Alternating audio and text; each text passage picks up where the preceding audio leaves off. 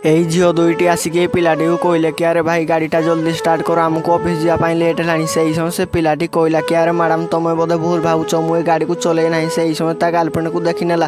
ସେହି ସମୟ ସେ କହିଲା କି ଆରେ ତୁମେ ଏଠି କ'ଣ ରିକ୍ସା ଚଲାଉଛ? ସେହି ସମୟ ତା ବୟଫ୍ରେଣ୍ଡ କହିଲା କି ନା ମୁଁ ଏଠି ରିକ୍ସା ଚଲାଉନାହିଁ, ମୁଁ ତ କମ୍ପାନୀକୁ ଯାଉଥିଲି। ସେହି ସମୟ ତା ସାଙ୍ଗଟି କହିଲା କି ଆରେ ତୁମେ ଦୁଇ ଜଣଙ୍କୁ କ'ଣ ଜାଣିଛ କି, ଆଉ ଏଠି କାହିଁକି ପାଟି କରୁଛ? ତାପରେ ସେହି ସମୟ ସେ କହିଲା କି ମୋ ବୟଫ୍ରେଣ୍ଡ।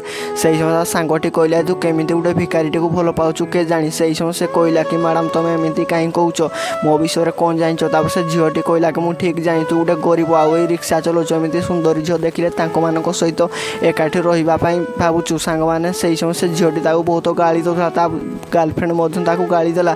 ସାଙ୍ଗମାନେ ସେ ପିଲାଟି ତାଙ୍କ ସହ ଆଗକୁ କରିବ କ'ଣ? ଭିଡ଼ିଓଟି ଦେଖିବାକୁ ତୁମେ ଆଜି ସତରେ ଶ୍ରୀକୃଷ୍ଣଙ୍କର ଭକ୍ତ ହୋଇଥିବ ଭିଡ଼ିଓକୁ ଲାଇକ୍ କରିବ, ଚ୍ୟାନେଲକୁ ସବସ୍କ୍ରାଇବ୍ କରିବ, କମେଣ୍ଟ ବକ୍ସରେ ରାଧେ ରାଧେ ଲେଖିକରି ନିଶ୍ଚୟ ସେଣ୍ଡ କରିବ। ଶେଷରେ ସେ ପିଲାଟି କହିଲା କି ଏ ରିକ୍ସାଟା ମୋର ନୁହଁ, ମୁଁ ରିକ୍ସାବାଲାକୁ ଅପେକ୍ଷା କରିଛି।